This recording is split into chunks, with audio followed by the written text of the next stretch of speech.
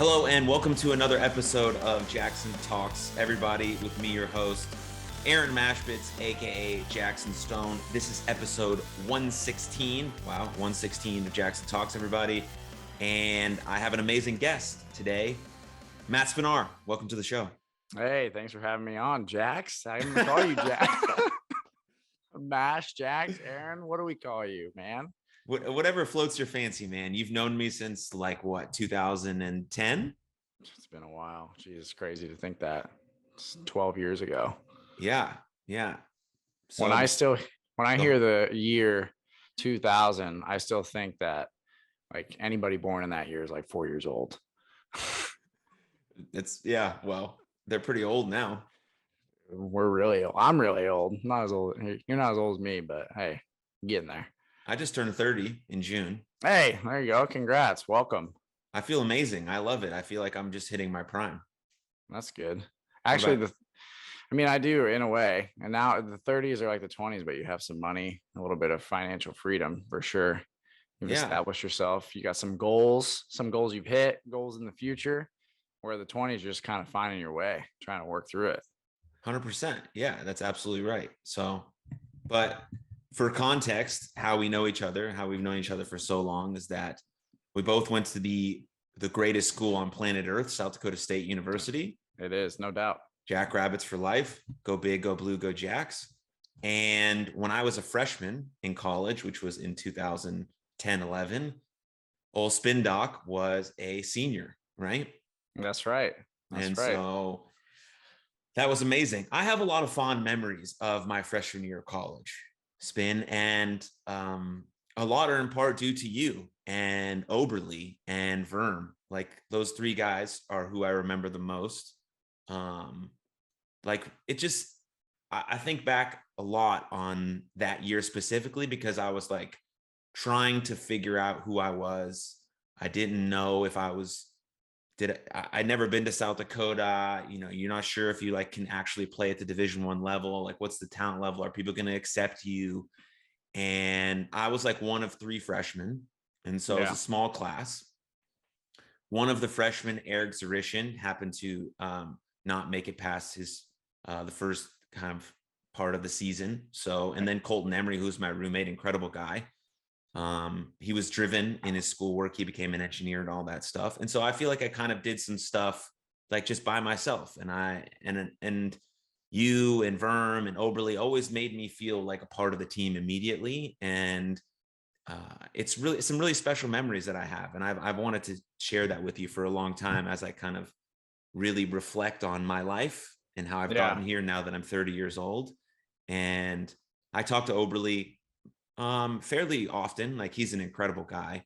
He is. He's a good dude. He's an amazing guy. I'm happy that he has a baby and a family now. It's really quite cool. It is. And I roomed with you a lot on the road and Trinan. Even though you guys made me sleep on the floor, that's fine. We had to do it too. I felt like I became part of the team pretty quickly. Maybe that's my own perception, but I feel like everyone else maybe felt that way as well. And so I've always wanted to thank you for that and being that kind of teammate and being that kind of, I don't know, leader person who would welcome me to the team like that. You're an easy guy to like, Mash. It was I agree. I have the best memories from our time at South Dakota State. That place is special. And it's wild to see how it's grown. And people in other parts of the country are starting to recognize that place as somewhat of a special place that people will gather to from other areas. Isn't that wild? Like, I felt like when we went there, it was this unknown land. You know what I mean? Like, you were just sent to South Dakota, and how'd you get there? And like you said, you feel a little disconnected, or like, how am I going to fit in here? You know, I felt the same way when I went there the first month or so. I was like, I don't know anybody here, not a soul. And I'm from Portland, Oregon, which is a complete polar opposite of Brookings, South Dakota. But it's just a lot of good people there. And by the time you got to South Dakota State, I'd already been there 4 years, right? I think a lot of that had rubbed off on me from just the mindset people have in that part of the country, just being open to everybody. and kind and caring and wanting to welcome people in. You know, the way I did it was a little different than some people, loud and obnoxious. And that definitely rubbed some people the wrong way, but I always try to be like in a good mood, happy and outgoing and just kind of full of energy. You know what I mean? So comes off, I guess, good and bad. So you saw the good. So I appreciate that. Yeah. Well, I took over some of that when you left as being the loud, obnoxious, fun guy. Gotta be So somebody, right? I wanted to be somebody. And because felt like I was a nobody in high school, even though I played on the baseball team and was all this and that, I didn't have a lot of friends. And that's partly due to my fault because I didn't talk to people. And so you can't have friends if you're not talking to people. And so when I decided that I was going to go to South Dakota, I decided that I was going to be the person that I wanted to become. And then I also got introduced to alcohol and college and baseball and girls and my other teammates. And it was just a whole mixture of things that I look back on, and it is an amazing experience. You know, some things I wish I would have done differently.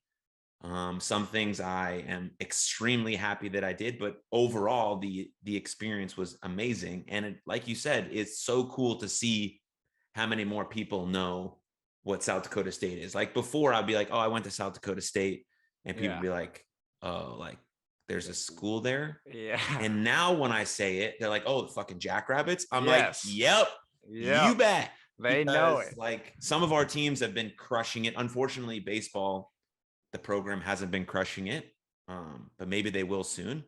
That'd be awesome. But the basketball team been crushing it. The softball team been crushing it. Football's doing amazing. I watched them play in Frisco a couple years ago for the national championship. Oh, that was sweet. Yeah. And so our facilities are getting better. It's just like really cool to see that. And it's really cool to say the school now and people to know the mascot and not get it confused with North Dakota State on a continual basis. Yeah, people get it, or out here, people get it confused with San Diego State. If you say SDSU, you used to say SDSU, they would immediately think Aztecs. You're like, what the fuck? What's an Aztec, dude? What are you talking about, dude? Bunnies for life. Let's go, dude. Yeah. Yeah. So, yeah, you're right. It's awesome to see how it's grown. Man, I wish, looking back, the one thing I wish I would have done was just focus more on baseball. You know me, my career took a big just tank, and I was never the best player either, but it's like you're trying to balance so many things, right? Like you said, you got baseball, you got girls, you got, if you're working a job, and then you got your studies. And I really just made that shift, I feel like senior year, to all studies. You know what I mean? And your brain can only, I feel like, handle so many things. I remember our first head coach, Reggie Christensen, our first team meeting, he goes, college, there's a lot of things going on.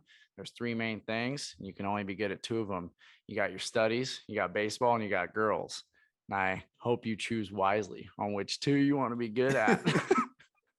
I feel like I would juggle those three things a little bit differently each year. But as I got more and more focused into pharmacy school, which you know what I do now, a pharmacist by trade, the training, the baseball kind of took a back seat, I guess you could say. And you never get that time back, right? Like we can sit here now and talk about it and reminisce, but that's in the past. Those days are over. So really to enjoy that time, enjoy those 4 years of playing. Like that's definitely my advice to anybody who's just entering their collegiate career or playing a sport in college, is to savor every moment, man, because you don't get it back. Now we're old and broken. Kinda. Well, not you. Yeah. And you're going to find out though. You're going to be thrown here soon. Yeah. I joined a men's league and I do jiu-jitsu often. So we'll see how much my body can handle, but I'm prepared for it. But before we get deeper into this conversation, which has been great so far, I have to ask you the most important question that this show is about. So are you ready for that question? Yeah. What is it? What do you got? So this question is very important. Before we even press record, we asked it, but kind of in a very loose way.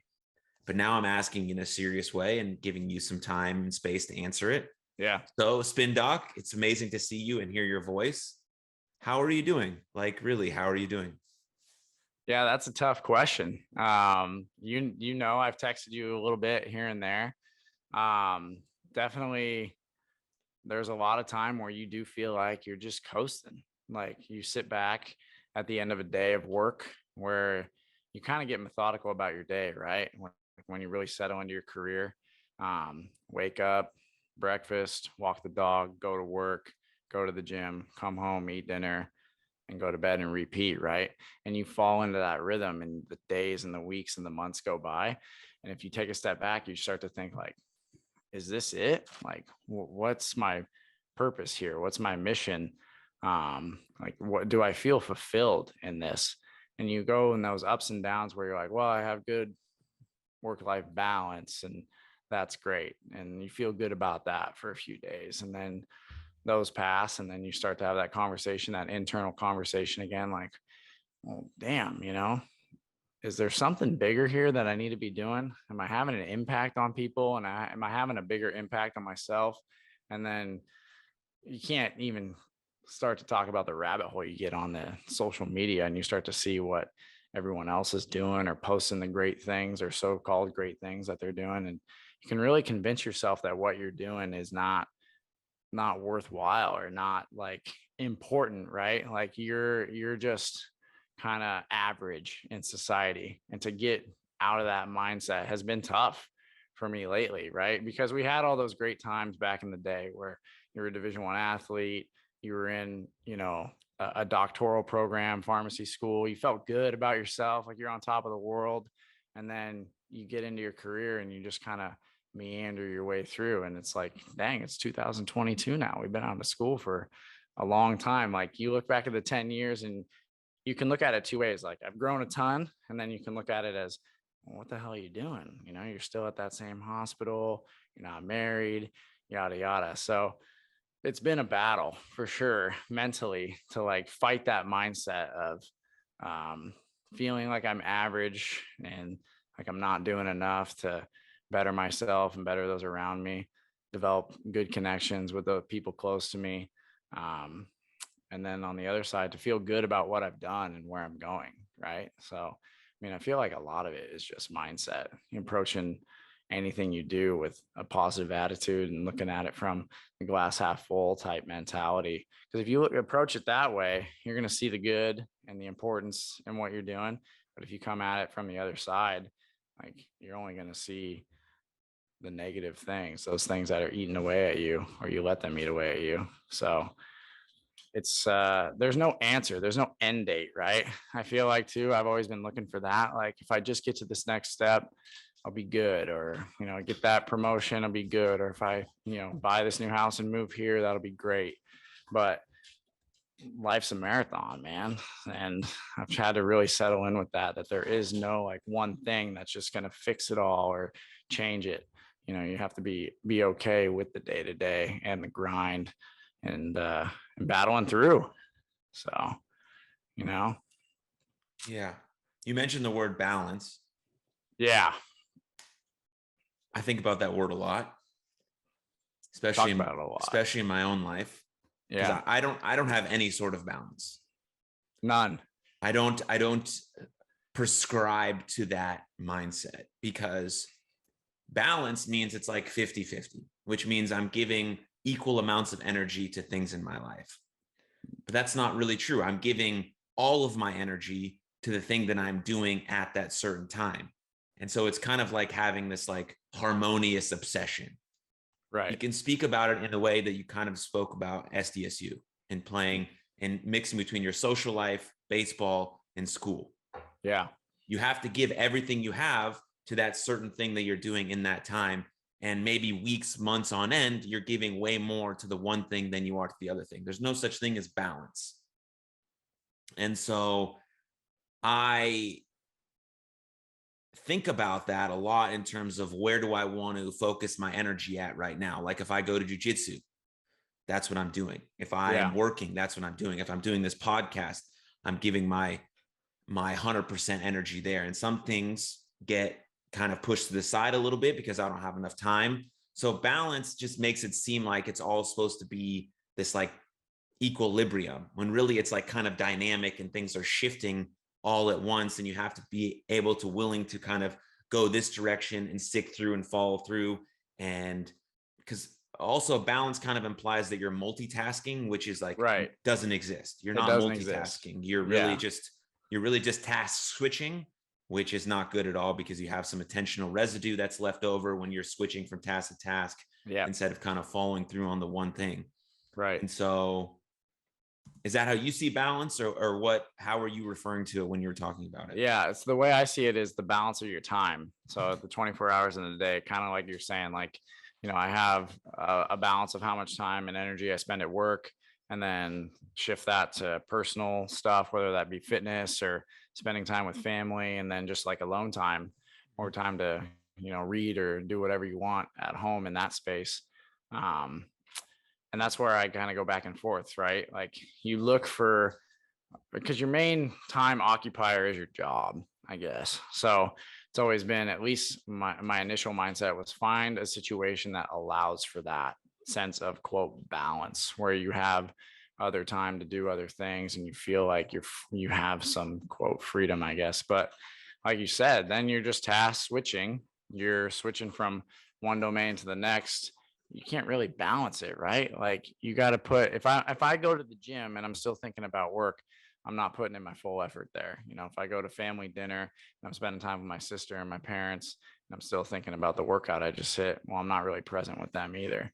So I've gone back and forth with that. I'm like, is balance achievable? Is that even a real thing I should be thinking about? Because that's what everybody preaches. It's work-life balance. You probably hear my dog just slurping that water right there. So, I don't know, man. I mean, it's tough. It's definitely, I agree, like not something that I feel like is achievable. It's not a good driver. If you're looking for balance, to me, balance means average, right? Or mediocre. Now, that's what I equate it to. If I'm looking for that, then I'm just looking to kind of coast my way through, I guess you could say, because you're not going to be putting that 100% effort into anything. You're just looking to get by and save for the next thing that you're doing, save energy, I guess you could say. So yeah, because balance implies 50-50, and that means what? That you're not giving anything 100% of your energy and effort. Right? You want to try and do that. It's not, nothing's going to be perfect and nothing's always going to be that way, right? Sometimes you just do the best you can with the situation that you have, but you aim to do that. And I think it turns out that way more often than not. I feel like that happened at SDSU. That's exactly what happened to me, right? So my first 2 years of baseball, and by no means was I just an amazing player, but I could sling it a little bit those first couple of years against the competition we were playing. But then the studies increased, because that third year of school was really where pharmacy school started to take over, right? It was like, you're done with your pre-pharmacy requisites. Now you're trying to get into the professional program. So you really got to dial it in and focus and do some stuff outside of school to beef up your resume, spend more time and energy in that domain. And you're right. Like I wasn't balanced then. I was putting all my effort in, or the most of it, into the pharmacy school. That was really important for me to want to get in and do well and make my family proud and make myself proud of the effort I'd put in. And you could see it. The baseball suffered for sure. And, reflecting back, I mean, I wish I would have spent more time just focusing on sports while I had that limited 4-year time doing that. But yeah, I mean, that's a good example, I guess, of how there is no such thing as balance. You got to put your effort where it's needed most and understand what the consequences will be for the other things that you're involved in, I guess. Yeah. And you can also think about consequences in a good and a bad way. Right. There are always consequences, but the consequences have a negative connotation, but they're not, right? The consequences of you spending more time at pharmacy school was that, yeah, negatively, your baseball was impacted. Positively, you got in and you got your degree and you got this amazing job that you have now at Oregon Health and Science, right? Wherever it is, right? Yeah, Oregon Science and Health, yeah. Oregon Health and Science University. It's the big teaching hospital here in Oregon. There we go. I got it. I knew it. Yeah, you got it. OHSU, baby. You've been there like 5 years, yeah? Yeah, almost 6 years now. So And if you think about, if you want to do a little, what if, right? What if you spent more time on baseball? What would have been, what if that looked like? Yeah, that's a good question. I don't know. Um, like would I be where I'm at today? Probably not. Wouldn't have done pharmacy, that's for sure. Maybe would have kept with the sports realm, done something in athletics, whether that be being a trainer or working on the legal side of things. I mean, there's a lot of great opportunities in athletics, and I feel like I still have that love and desire to be around athletics with fitness and CrossFit, and I love my sports teams and try and spend as much time engaged in that as I can. So could have ended up somewhere in that realm, I guess you could say. But I felt like pharmacy was kind of like it was meant to be for me in a way. It was weird. I remember when I was in high school and I was just trying to like find my way. I didn't really know what I was going to do as far as college and even playing baseball in college. I remember I was skiing with a couple buddies junior year of high school, and I rode the chairlift up with this random couple that had just moved to Oregon. And you know me, I'm just making small talk and having that conversation like, hey, what do you guys do? And I'm just a dumb high schooler, like, who knows what I'm actually saying. But I remember asking them what brought them out. And they had just actually moved to Oregon from Brookings, South Dakota. They both graduated from South Dakota State, and they were pharmacists working for Walgreens. And they took their first job in the Portland area. And I'm like, well, I didn't even know what the hell a pharmacist did back then. So I'm asking just way too invasive questions like, how much money do you make? What do you do? What's your signing bonus? And they were kind enough and young enough at the time to just share all that with me. And being a 16-year-old high school kid, I get home and I remember going to the South Dakota State website, and it was so old and decrepit back then. It was like this old, like Times New Roman font, just shit ass website, dude. It was so bad. But I found the stuff about pharmacy and that there was a lot of chemistry involved, and I was always good at that in high school. And I'm like, oh, hey, maybe this is something I could do. A week goes by and we're at practice, like fall, winter practice. And my coach comes over and he said, hey, would you ever want to like go away from the West Coast for school? Have you ever thought about that? I'm like, no, why? What are you asking? He's like, well, there's a guy out in South Dakota that I played ball with back in the day, and he's looking for some pitchers, and your name came up. And the rest is history, man. Like in a month later, I was on a flight out to Brookings with my dad, and we checked it out, had a visit, loved it, met guys like Kirby Morshing and Tony and all them, and had a blast, and the rest is history. So I was enrolled for the next school year and doing pre-pharmacy. It's crazy how that works out. Like I had no idea, went from having no idea South Dakota even existed, and that pharmacy was even a career. And then a month goes by and boom, that's where I'm locked in to go. That's amazing that it was wild. You met some random people who are from Brookings, and then your coach brings up South Dakota the next month. Yeah. Dude, it was wild. So he brings it up at a practice, and then I'm like, yeah, like, let me know, And I remember I was going to a basketball game, a high school basketball game with some friends. And this was back in the day before the iPhone or any of that. So I had this old Nokia flip phone. And I remember I get to the game, and the South Dakota State coach calls me on the flip phone. Reggie does. And I'm like walking into my high school, and my phone dies. And I'm just like, fuck it. I guess I'll call him back later. And I call him back like 2 days later, and he's like, oh yeah, what happened? We got disconnected. I'm like, oh yeah, my phone died. I was just such a dumb high school kid. Didn't think anything of it, but luckily he's a nice enough dude to understand that I was just a kid just trying to hang out with friends. Wow. So I know, wild. That it's so interesting how that one conversation basically point you in the trajectory of the rest of your life. I remember, because my dad was an engineer. My mom just worked for Kaiser, which is a hospital system out here, but she wasn't like a medical provider or anything like that. So I really had no idea what I was going to do. I mean, I kind of like bounced ideas around engineering because I was good at math and science, maybe like something in architecture. I didn't really know I just had no direction. And yeah, you're right. That one conversation just shifted it. Maybe it was the money. Maybe that's what did it. When they told me how much they made, I don't know.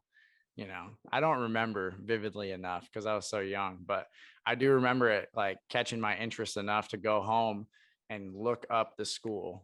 I told my old like Dell Tower computer, man, just like in the room, South Dakota State. What the heck is this? So crazy how that Yeah. works out. And now fast forward now, do you find what you do to be fulfilling? Because as you said, right, our job takes up a lot of our time. It does. And we're never going to enjoy our job 100% of the time, just like we don't enjoy doing anything 100% of the time, generally speaking. Yeah. But we want to find some sort of fulfillment, purpose, meaning, engagement, joy in our job that we do, because it does take up a lot of our time. So what is it for you? I know you said sometimes you don't feel like what you're doing is worthwhile, but I think so. If I look back and I kind of evaluate it, when I first started, I worked for Rite Aid drugstores, which is just like your outpatient Walgreens type drugstore. And when I was there, first out of school, no, not that much enjoyment, right? You were just grinding through the days because you're really just counting by five and filling scripts. And I guess you're having an impact on your patients and the people you're talking to, right? You can really make a difference in those conversations you have with them in the short time that you have. But I didn't see it that way. Now being at OHSU, the biggest thing I do is I get to hire people and then see them grow within the institution or grow personally and do other things. And then I precept a lot of students. So now that I'm 33, I guess I can say I have a little bit of wisdom and I've been doing it a while. But I mean, for example, I'll hire somebody who's young, just out of high school. They might be 19 years old, kind of bouncing around jobs. And I'll hire them for an entry level position and they'll kind of work their way through our system, whether it be being a pharmacy clerk and then going through a tech program that we have. And then they kind of figure out what they want to do. They see the bigger picture of this hospital system and where they can maybe fit in healthcare, and whether they end up going to nursing school or PT school, or maybe they find it's just not for them at all, but it was a good experience and they met some good people and made connections along the way. I've definitely found value in that because I've done it so many times now, right? Being there almost 6 years, we're always hiring people. So you really get to see the impact you have on these young kids when you hire them and provide them with opportunities and support from the start. And it's hard too, because we hire young people now and a lot of people look at them like, oh, it's Gen Z, they don't want to work hard, yada, yada.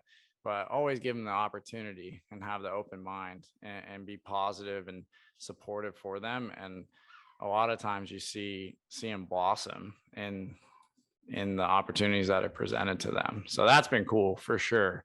I'm not so much a clinician anymore. Like I have a lot of pharmacists that really do the day-to-day clinical stuff, and they have a big impact on the patients. That's for sure. I mean, I can see it in the patient's eyes when they come up to our pharmacy counters and they get to talk to them about their medications and why they're there. I mean, nobody's at the hospital for a good reason. They're not there for a tourist trip, right? So it's always bad news, or they're there for a loved one has some bad news or something going on. So the time that they can spend with them has a big impact. That's for sure.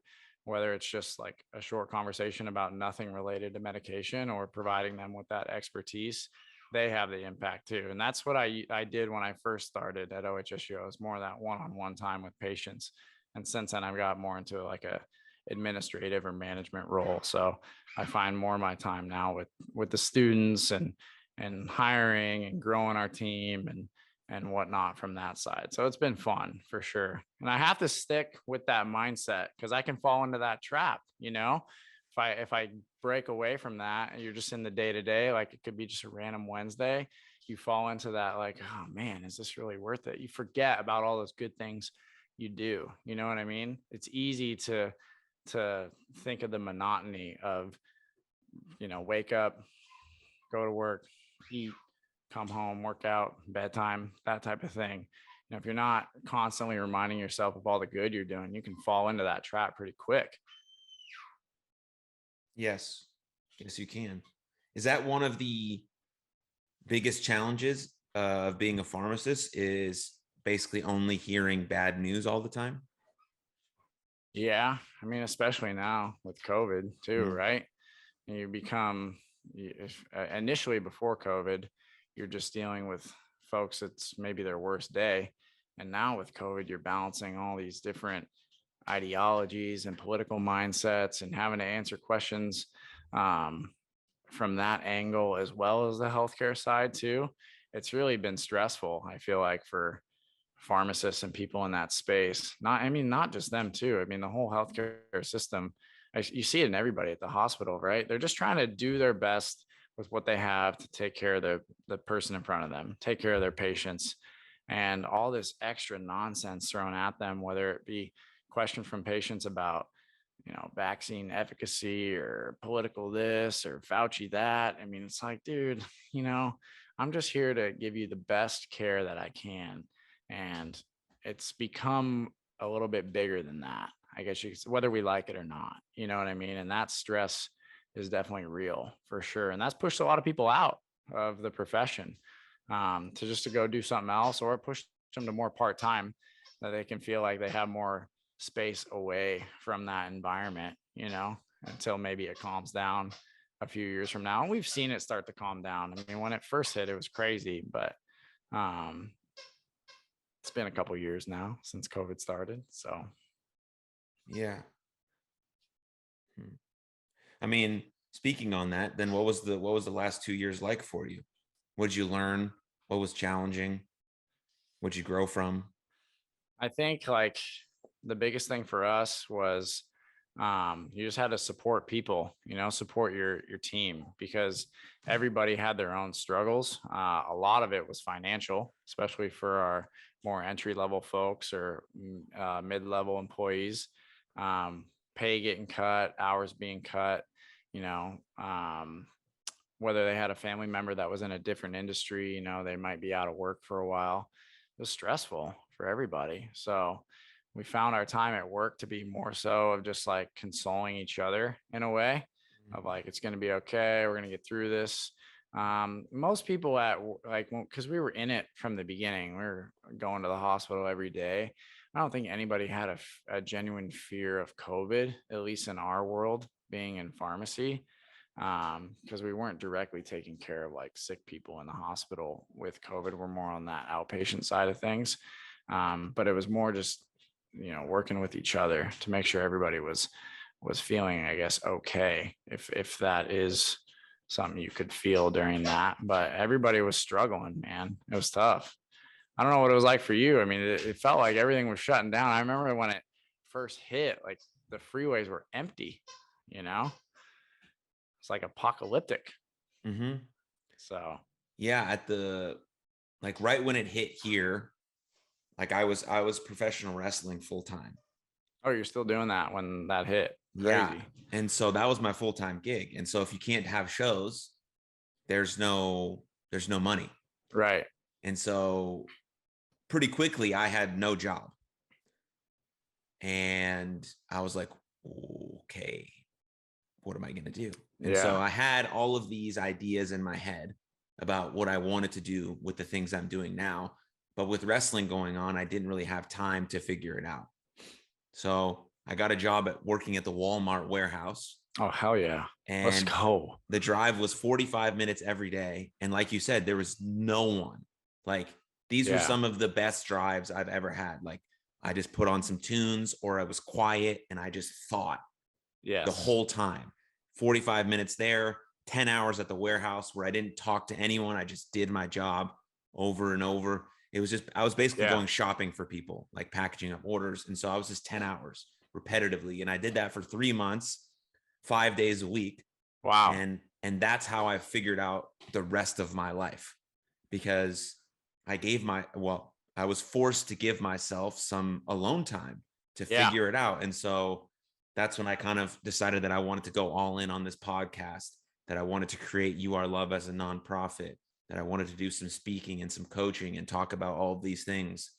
And so then I just went out and I did it. And I know it sounds very simple, but obviously there's been some growing pains, but 2 years later, like it's going pretty well. And so it was hard though. Like Yeah. I did, you know, for a couple of days there, like really a couple of days, I was like, oh, like no more wrestling. I have a mortgage on my house. Right. Well, I got to do something. Yeah. So, you know, and that I've always kind of had that mindset of like, it's just what needs to get done has to get done, and you just got to get it done. And And when you so went all in on it, did you worry about the like how to monetize any of it? That all of it. seems so shallow to think about, but it's reality, right? Like you got a Yeah. mortgage, like you said. How are you going to pay that? What are you going to do? So like I had a little bit of experience, you know, being an entrepreneur for my wrestling career. So I was like selling merchandise consistently. I had a website with some products on it. You know, I was Yeah. already constantly posting like a lot on social media. And so I kind of knew how to make the switch and then add like a few more things that could be monetized, like speaking and coaching and a podcast and things like that. I didn't know if it was going to really be what it is. Yeah. Right. But I knew that there was something there, and I knew that I was just going to try to follow my gut because I wanted to do it for a little bit, mostly since like, you know, my sister passed in 2018. And so since then, I've been going through this whole just shift in my life about what's reevaluating, what's important, what Yeah. means something to me, how do I want to impact people. And so since then, like pro wrestling was always kind of becoming the back burner because it just wasn't the most important thing. And so COVID gave me a chance to really reevaluate that and be like, this is what is the most important thing. Yeah. Like presenting this information, trying to have an impact on the world, speaking about the truth, hopefully that it resonates with people, and sharing that story with as many people as possible. And Yeah. so, yeah, that's kind of where I was at during that whole thing. I mean, I feel like just seeing the content you put out, you definitely you made an impact on my life. That's for sure.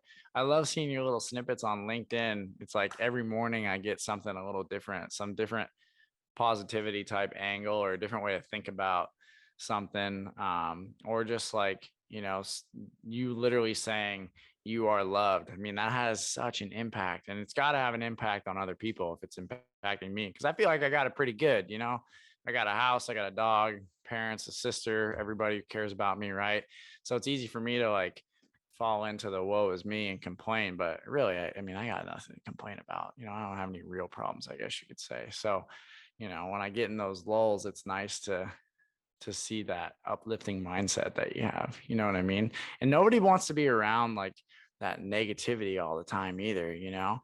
If you fall into that trap of always complaining about like COVID this or political that, nobody wants to hear that, man. Like, you know, let's just live our lives and care about each other. Do something for the person next to you in the room. I think that's like the most important thing too. Like now when I go to work, it's really like trying to connect with the people that I work with. Ask them really how their weekend was, what did they do, and commit those things to memory. Like remember people's names, family members' names, what their interests are.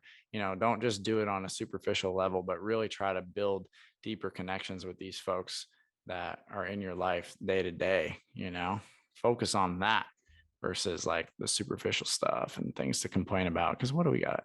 I don't got anything to complain about, right? I mean, it's all good. Yeah, you're aiming to build super genuine relationships, Yeah. which is like the most important thing. Like relating it back to university, we were around each other all the time. And Yeah. so it was super easy to become close. Like So maybe easy. we didn't have the deepest conversations like we are now, like we did in university, Yeah. but we were still able to have each other's back. We were always around.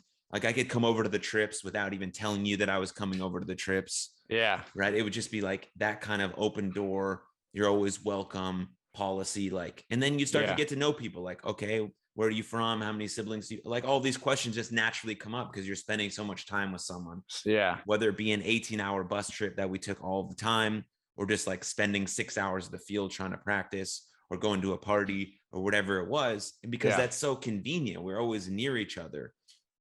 But then when you leave that kind of environment, it is very nerve-wracking to, like, especially as an athlete, that you're Yeah. not going to create that type of community with someone, right? Because when you're on a sports team, it's like, whether or not you really want to hang out with that person one-on-one outside of the field, that's a different thing, right? We're not going to like everyone and everyone's not going to like us. That's totally fine. Yeah. But you still have love for that person, and you still support that person while you're doing the thing you're doing, because you're all committed to this one very specific goal. Right. And it's hard to create that in outside of a sporting environment, but it Right. seems like that's what you're trying to create at your work. Trying to, and I guess I, had that with CrossFit, think what you want about CrossFit, but man, it really felt like that. That was my initial shift right when baseball ended. I joined a CrossFit gym in Sioux Falls, South Dakota, and it was, a totally different type of world that I'd never been exposed to. But like you said, what everyone was there for was one thing, and that was just to spend an hour or two of their day getting more fit, doing something to be healthy and have a good time. And people from all different walks of life, kind of like baseball. So I really felt it easy to fit in and jive with that group, because it was just everybody coming together to do the same activity, no matter where they came from background wise. And COVID shut it down, shut down the gyms. Two of the gyms that I used to go to all the time, my biggest communities, went out of business. So it's kind of like when baseball ended, when those gyms both went out of business from COVID, you lose that sense of community, and people do kind of naturally go their separate ways with time. It's tough to like keep the group together, and we found that with baseball. Everybody's doing their own thing, and you kind of keep a couple connections here or there, but you're not getting that group of 20, 30 people together on a daily basis anymore. So since then I've had to make that shift, I feel like, to more of the workplace, because that's where you spend the majority of your time with the majority of the people in your life, right? And then two, with family, I feel like I've really tried to connect deeper with both my parents and my sister. I've always had a good relationship with my mom. I think everybody knows that who follows me on social media, that definitely a mama's boy, that's for sure.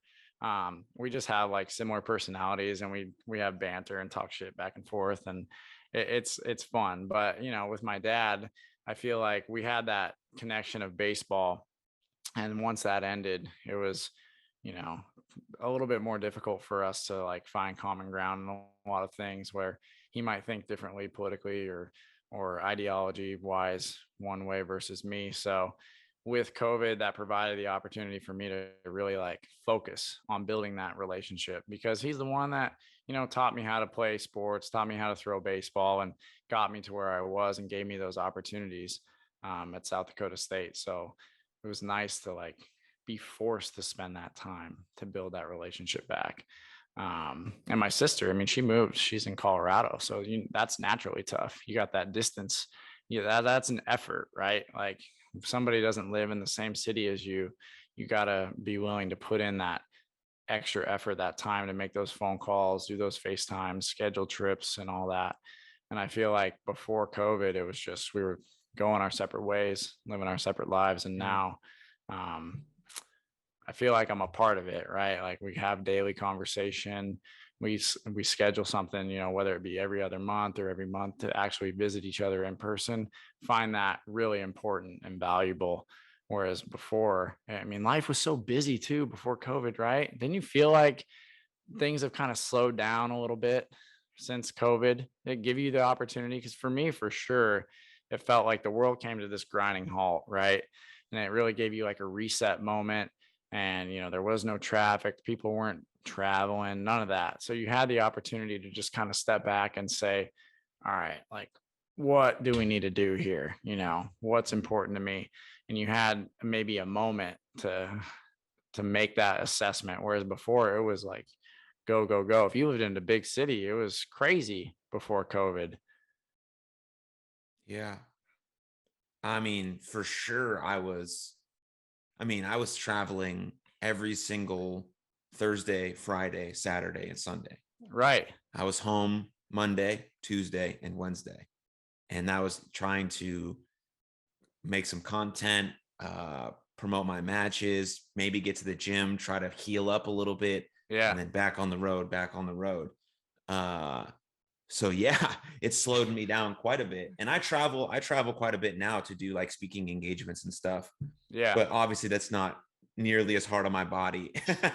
And as jumping off the freaking ropes, dude. And it's just like going in, talking about the thing that I love talking about the most, which is mental health, and then coming home.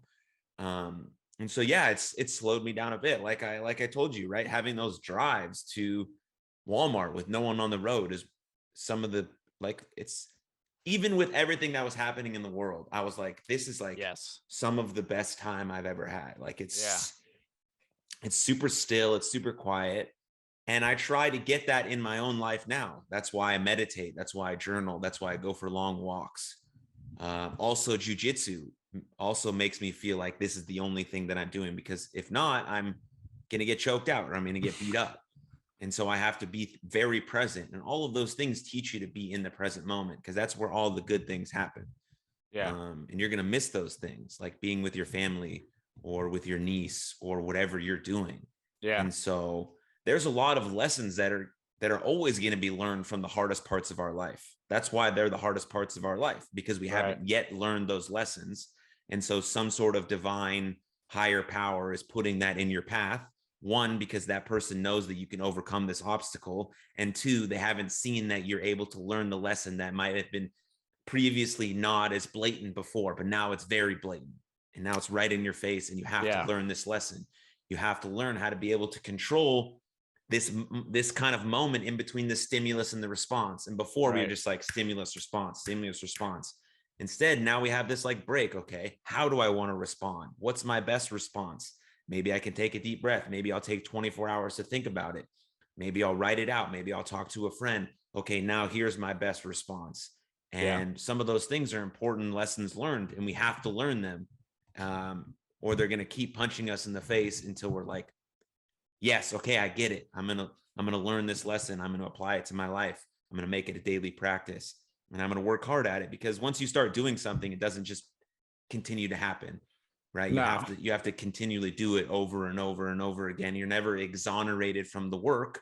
Work, your baseline just gets a little bit higher and a little bit higher, and you start to kind of fall in love with this process and detach from any sort of outcomes and all of the stuff that, people talk about, especially me on this podcast. But no, that's for sure. It's funny that you say a higher power will keep like throwing something in your face and like, hey, you didn't get it this time, so here's another opportunity. All right, still didn't get it this time, here's another one. I feel like that's so true. Like whether you believe in a higher power or not, or what higher power you believe in, like it's going to keep hitting you in the face until you make a change or make a decision to be different. So, I always use like a dragon for the analogy here, and I'll tell you what it is. Right. All right. This analogy can be used as like a conflict in your life, maybe with a partner or in a relationship, or just like thinking about things that you might need to change. And so first, you have this thing, you kind of feel like you might need to make a change, or you might need to resolve a conflict, but it's not that big. So like the dragon is really small, and when it breathes, its flame, it's like a little Bic lighter. So it doesn't burn you. It's not very bad. And you just shove it under the rug. You're like, it's not too bad. And then you just keep ignoring it, keep shoving it under the rug, keep ignoring it, keep avoiding it, keep ignoring it. A little more conflict. You might feel a little bit more in your gut. You're like, nah. And then the fucking dragon is so big that it burns down your goddamn house. Right. And now you can't ignore it. You literally, there's no, like, either your relationship is on the verge of ending, you're hit with some sort of health thing that could have been preventable, but you decided to ignore it, or you just like are extremely unfulfilled, and you knew you were unfulfilled a little bit ago, but you're like too worried about maybe fixing your resume or fixing some job inadequacies or looking at yourself honestly. And now the dragon has burned your house down. And so now you're forced to sit down and be like, okay, what did I do wrong? What is my responsibility in this? What fault am I at? Okay, here's the things I did. What are my inadequacies? Okay, great. What are actually my strengths? What have I been doing that's kept me going? What can I look at that's a weakness? How can I fix this? What am I scared of? What can I voluntarily do that I've been avoiding so that I can become stronger in this area? And we generally don't do any of those things unless the dragon burns our house down first. 100%. Yeah. Chelsea, my ex-girlfriend. Right. Great girl. Yeah. We're still friends. I thought she was awesome when I met her at the wedding. Yeah, she's great. So, I mean, that analogy works perfectly with her because God, bless her soul, she's just like a freaking angel for tolerating my bullshit and putting up with me constantly letting the dragon grow bigger and bigger. My communication skills when it comes to relationships are the worst. At least they historically have been the worst. And that's how it was with us. We dated for on and off, 4-ish years. And that's how it was. It would started as the Bic lighter. Matt's not telling me how he's feeling. He's not, telling me our problem. We're not working our problems out together. We just keep pushing it under the rug. And it would always grow to this big thing. And then I would just like bottle it up and just vanish. You know what I mean? And I don't know how she put up with this repeat cycle. It's like waves over and over and over again of me doing that. But it finally blew up in my face. I mean, a year and a half ago, and that situation of her and I being together romantically ended. And we've mended it since then and we're good friends now. But like you said, I had to have that happen because otherwise I would just keep going down that destructive path of not being a good lover, a good communicator. And that's not fair to her or to anybody else that I may be with in the future. So how else do you learn that other than letting the, I guess, quote, dragon burn your house down? Yeah. It's having to learn that heartbreak is kind of the only prerequisite to love. True. Or being willing to have your heart broken is the path to love, right? Because you're giving your full self to someone. If you're kind of holding back a little bit, you're like, I'm not all in. So if this goes poorly, I knew it the whole time. Yes. Right. And that's not the way to do anything, especially not the way to cultivate a long lasting, potentially forever relationship. Right. Because that's all it is effort and communication. Because yes, you love someone, but those days aren't going to be perfect. I might come home grumpy, sad, angry. How am I going to communicate that with someone and still cultivate this loving kindness? It's effort. It's effort and willing to have hard conversations, willing to create a safe space for one another to share themselves honestly. It's all of those things. And you have to kind of go through some relationships that aren't very good to learn those lessons. Yeah. And so that's life. That's all of life. Like you have to kind of be open to these things that happen and be willing to put yourself out there, and voluntarily doing hard things is how that becomes easier, because you're exploring things that are really hard, but in a way that's safe and voluntary. And so when uncontrollable, unexplainable, unpredictable things happen in our lives, we have this kind of already ability to handle those things because we've been doing this kind of outside work on hard things. So when things come that we had no control over, we're like, okay, I can relate it to this thing that I've been doing. This is how I can use it here. And here's are the steps I might be able to take.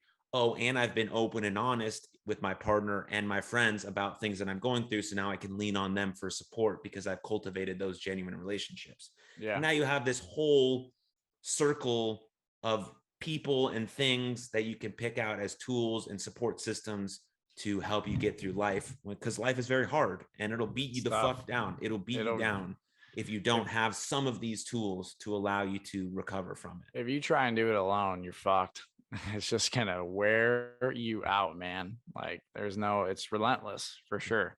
And I can think of that whole experience too with Chelsea. I look back and say, oh man, you really missed out. You fucked up. Like, and just think about it that from that angle over and over and over again forever. Or think about it as, hey, that was a good opportunity to really figure out what you need to improve on and how I can be better in the future. And that's how I've tried to look at it. Because you can really like beat yourself up over things that have gone quote unquote wrong, that you've had to learn from and grow from.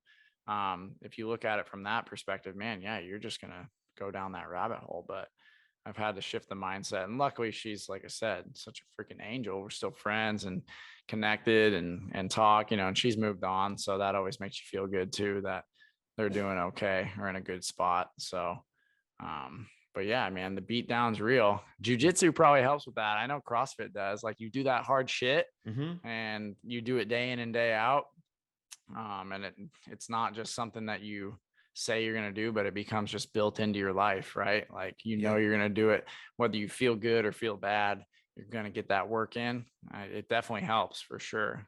Deal with that stress. So as one of my favorite podcasters would say, Jocko Willink, he says, discipline equals freedom. That's a good point. Yeah. Jocko's a good dude. Yeah. I love his stuff. He's a smart man. Yeah, I like his stuff too. Yeah. And I agree with that statement, right? Because our motivation comes in waves. It's not always going to be there. Right. Not every day that I go to the gym or that I go to jiu-jitsu do I want to be there. Because some days I don't feel good and I'm a little tired. I didn't get enough sleep, whatever it is, right? And so our motivation, we can't only work out when our motivation is high. We'll get fucking one workout in a week or whatever it is that you're aiming to do. I'm just relating it to fitness. Yeah. And so if we have that discipline to do the things we want to do when we don't really want to do them, that gives us freedom. Yeah. And I think that's amazing.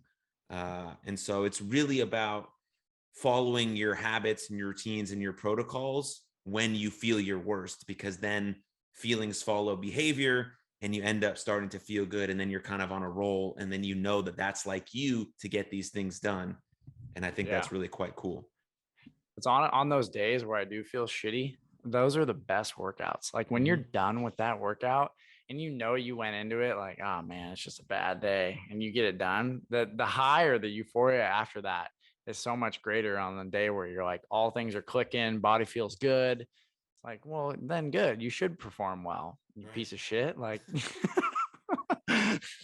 get in there when you're like freaking tired from a road trip, or your boss just beat you down all day, or you got problems at home. Like, yeah, get in there and get that workout in. You feel much better afterwards. I've never felt worse after a workout, right?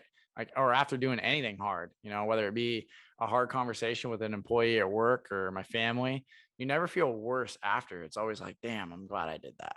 Right. And then you seem to always have this like mental clarity about you when it's done that can kind of help you in other areas of your life as well.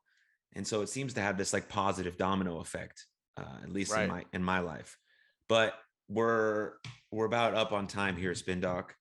Dude, that's a fast hour. But I have one question to ask you. I have a lot more questions, but we'll do part 2 in person. How about that? Yeah, we have to do that for sure. On the couch. Z, why are you not on the couch? What's the deal? Well, this is my my Zoom recording podcasting area. Oh, you can't do it on the couch? What? I guess maybe I should. Yeah, you should, dude.